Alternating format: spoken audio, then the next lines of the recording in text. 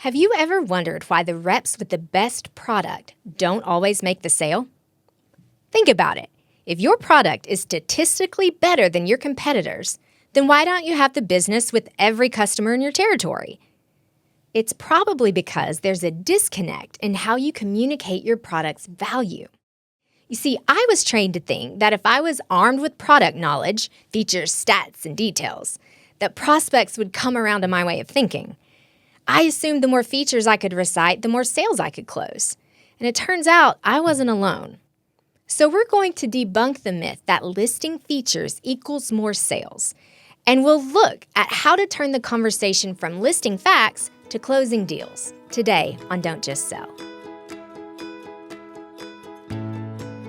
Most sales podcasts give you more tactics.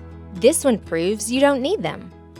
I'm Rebecca Kilday, and this is Don't Just Sell, the podcast where your sales career gets easier when you quit selling like you've been trained and start selling like yourself.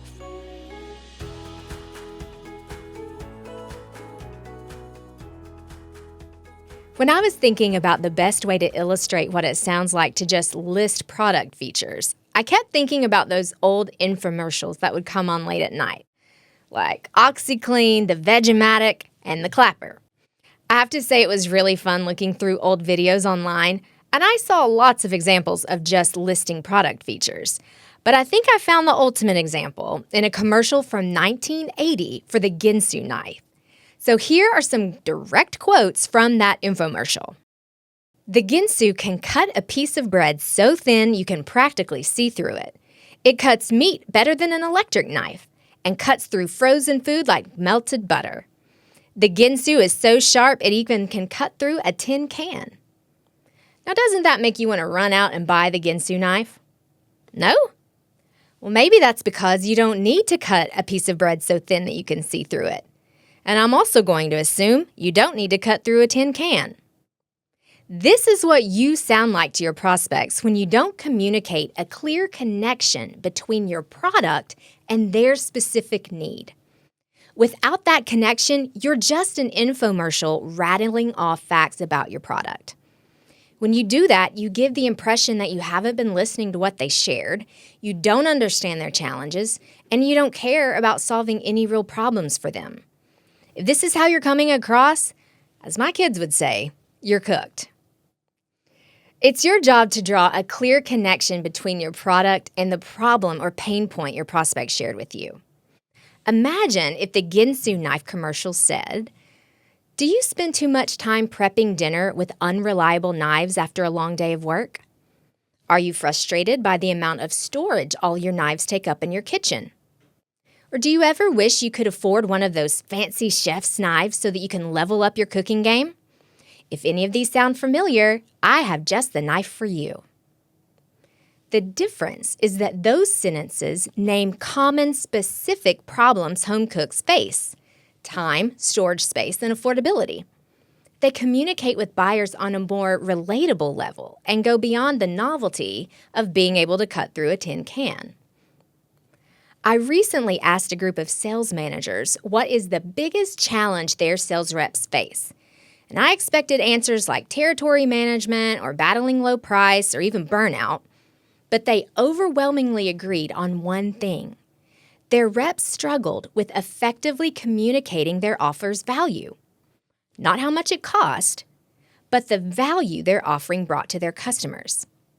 One manager said, "Look, we do a great job teaching new reps all about our product, but we don't give them the tools they need to show prospects why our product matters." And that's two different conversations. Making these direct connections for prospects can be difficult the more nuanced your product is. I think about my friends who are in medical or tech sales. They have lots to communicate to their buyers so that they have a base understanding of their offering. And then they have to connect those features to a direct need or problem. I have a good friend who sells an AI product to companies to help optimize their CRMs. She does a lot of educating before she even gets close to making her sales. And sometimes her sales process gets bogged down in 1,000 details. When this happens, she encourages her prospects to take a step back and take a 20,000-foot view of the situation. She'll say, "Remember how much time a week you told me your sales team spends inputting information into their CRMs and searching for information? This tool will cut that time in half, putting hours back into their weeks for them to do what they do best and what you pay them to do." See, people need clarity when they're making decisions, and it's your job to make sure they have it. Before I walk through some examples, quick reality check. Your company probably spent weeks training you on product features, right? How much time did they spend teaching you to uncover customer pain points? If the answer is not much, that's a training gap, not a you problem. I've put together an email to help you bring this gap to your leadership's attention. Grab it at the link in the show notes.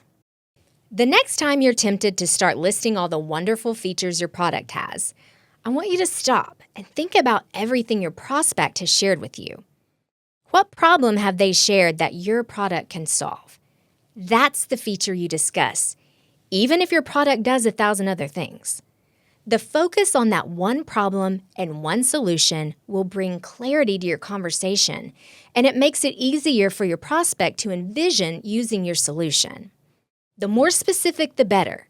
It shows you paid attention, that you understand their challenges, and you have a custom solution just for them. Let's do a script swap so you can hear how this sounds in practice. Instead of launching into your presentation by listing all the wonderful features your product has, like, "Our photo editing software can remove the background of photos, has 12 filters you can use, and allows you to use drop shadow, duotone, and blur effects." Try this. Name a communicated problem and then tie it directly to your solution. I'm thinking about when you mentioned how much time it takes you to design your Instagram ads for your business. You were even late to one of your kids' dance recitals because you lost track of time working on an ad, right? My program has hundreds of ad templates that are proven to drive the results you want. You can efficiently design your ads and get to the next recital on time. Let's do one more. Instead of, "Our pest control chemicals are all natural, long-lasting, and are guaranteed to reduce the number of spiders that make it into your house," try, "I know you said your kids like to play outside in the summer. The natural ingredients in our pest control makes it possible for them to stay out longer without worrying about skin irritation from your treated grass." Stated problem meets meaningful solution. You're going to close that sale every time. I remember someone saying, "People don't care how much you know unless they know how much you care." That rings true. Listen to what your prospect tells you. Commiserate with them about their problem, and present a meaningful solution they can trust to help them solve that problem. When you draw a direct line from your prospect's pain to your product's capabilities, you show you're not someone who just sells. You're someone who sells inspired.